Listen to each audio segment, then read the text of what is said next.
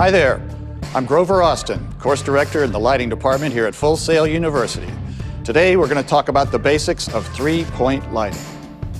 Whether you're working in video or still photography, three-point lighting is a fundamental method you can use when you want to light a subject so that they can easily be distinguished from a flat background. One of the first things we do in this process is establish the camera to subject axis. It's an imaginary line between the camera and our subject that helps guide us in our lighting. We place the key on one side of the line and the fill on the other. We start with the key light. It's our most powerful, important, and brightest light. We can place the key light on the left or the right side of our axis, depending on our subject and environment. In this case, we've placed it to the left, roughly 45 degrees from our talent, Jana, and at a 45-degree angle above her. The closer we place the key to our camera to subject axis, the flatter the look of our lighting.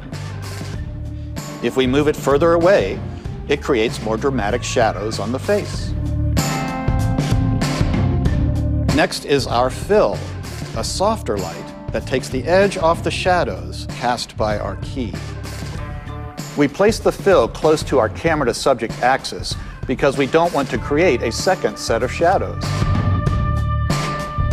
The difference in intensity between the key and the fill will affect how dramatic we can make our subject look. Finally, our backlight separates our subject from the background. A true backlight only lights the back of the head and shoulders. But we can also bring it around to create a splash of light on one side of our subject's face. When we do this, we call it a kicker, which is what we're using in this setup.